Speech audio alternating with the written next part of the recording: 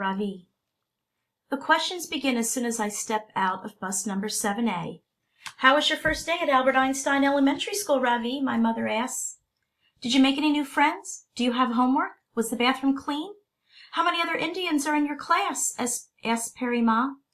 Amma and Parima have been waiting for me at the bus stop. I could see them stretching their necks to find me even before the doors had opened.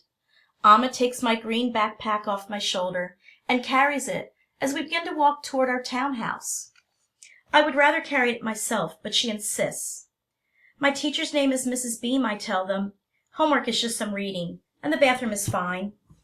How many other Indians are in your class? Parima asks again. None, I say. I don't tell her about Dylan Samreen, because I know how Parima feels about ABCDs. As we pass the big pond located in the middle of our community, Amma points to it. Promise me you won't go near that water, Ravi. You might fall in and drown, and I've heard there are leeches, warns Parima. The wind is blowing their saris. Amma holds on to hers with her right hand. Her left hand is still carrying my backpack. Did you eat your lunch? She asks. Please, Amma, can we get home first? I will tell you everything, I say. I promise. Why can't you tell us now? Asks Parima. Did you not like the upama, Ravi? Don't blame me. Didn't I say it was too lumpy? When Parima wants to make a point, she goes on and on about it like the rotating end of an electric drill. Parima has a trick for that. He wears hearing aids, and when Parima gets going on one of her long rants, he waits until she's not looking, then he turns them off. Amma puts down my backpack. I can't believe what is happening. Right there in the middle of the street, she is checking my tiffin box to prove to Parima that I've eaten my lunch. A few kids walk by looking at us curiously. I bend my head, embarrassed, and stare at the spot between my sneakers. My glasses slip down my nose, and I push them back up. It's empty, says Amma proudly, holding the box out for my grandmother to see. Parima sniffs. How do you know he didn't throw the lunch away? Amma doesn't say anything, just shakes her head and puts the tiffin box back into my backpack. She and Parima got along much better when they didn't live in the same house. I reach over and grab my backpack from Amma, then run as fast as I can towards number 83. When we first moved to Hamilton Mews, I had trouble telling which house was ours because they all looked the same. But now I can tell without even looking at the number. Wait, Ravi, the door is locked. Parima is napping and Appa's at the office, my mother shouts, running after me, keys waving. I wait on the doorstep until she and Parima catch up with me and open the door. As we enter the house, I close my eyes and breathe in. The air is filled with the smell of Amma's cooking. She has already prepared my evening tiffin, a plate of dosis and a cup of Ovaltine, the same thing I ate every day after school in India. I give her a hug and whisper in her ear so Parima won't hear. The upama was delicious. Thank you, Raja, she whispers back. Dinner is later than usual because Appa's train is delayed, and he doesn't get home until almost 8 o'clock. After each bite, Parima complains about the food. The rasam is too runny, and it tastes like dishwater. Have you ever heard of spices, Roshni? Appa comes to my mother's defense. Let her be, he tells Parima. Roshni is doing her best. She's not used to having to do all the cooking herself. And I am not used to having to eat her runny rasam, Parima snaps back at him. Did you know poor Ravi had only lumpy upama for his lunch? I glance at my mother and quickly change the subject. Most people at Albert Einstein Elementary School don't bring their lunches from home, I say. They buy school lunch, which costs $2.50. Is it vegetarian? Asks Amma. I wouldn't take their word for it, Parima interrupts before I can answer. I hear their salad oil has lard in it. I decide not to tell them about the chicken fingers. Chapter 6. Joe.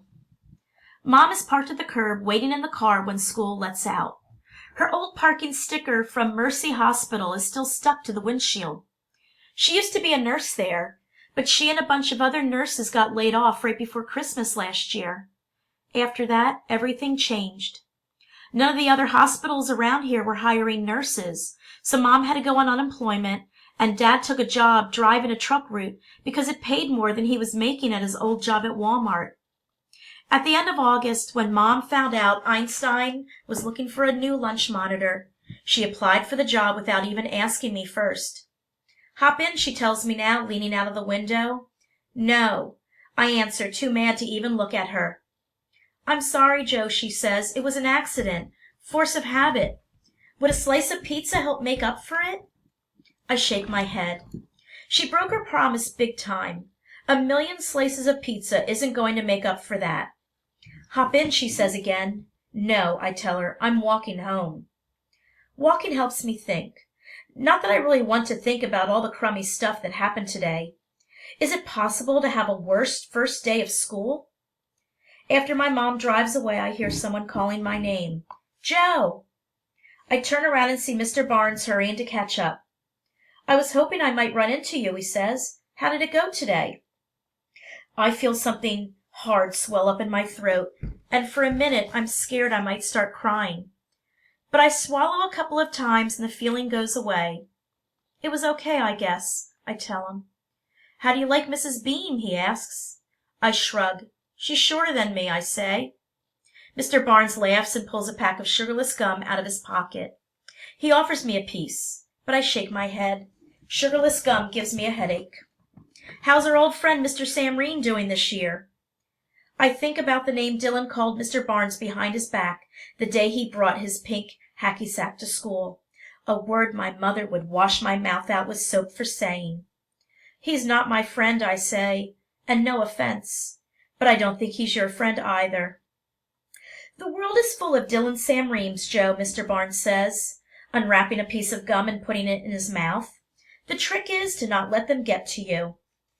I wonder if Mr. Barnes has ever seen the look on the face of a zebra who's just stepped into a crocodile's mouth. "Thanks for the advice," I say. "If you want, I can write it down for you," Mr. Barnes says, pulling a pen out of his pocket. The hard thing swells up in my throat again.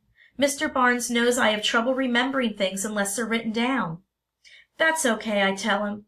"And by the way, I like your new tie." I wonder if anyone in Mr. Barnes's class this year will memorize his ties the way I did. Mr. Barnes looks at his watch. He says he's sorry, but he has to run to a faculty meeting, but that I should feel free to stop by his room any time to chat. "Hang in there, Joe," he tells me as he walks away. My stomach rumbles. I haven't eaten anything since lunch. I think about my mother's offer to take me out for pizza and get mad at her all over again. How could she do that? Blow me a kiss right in front of everyone. What part of "no corny mom stuff" does she not understand? Normally it takes me a half an hour to walk home, but I'm not in any hurry today. Mia, my dog, is waiting for me at the door when I finally get there. She's so happy to see me she falls all over herself, wagging her tail and trying to lick my face. "Cut it out, Mimi," I laugh, pushing her away. "Your breath smells like liver." Mom has been waiting for me, too. One of her cooking magazines is lying open on the couch next to her. I could tell she's been crying, 'cause her nose is red. "What took you so long, Joey?" she asks. "I was beginning to worry. Can we talk?" "I don't want to talk," I say. I go into the kitchen, grab a couple of oatmeal cookies out of the jar on the counter, and pour myself a big glass of milk. Mia follows me upstairs to my room. I take off my sweatshirt, toss it on the floor, and shut the door. I'm starving, but I'd rather skip dinner than have to sit across the table from Mom after what she did.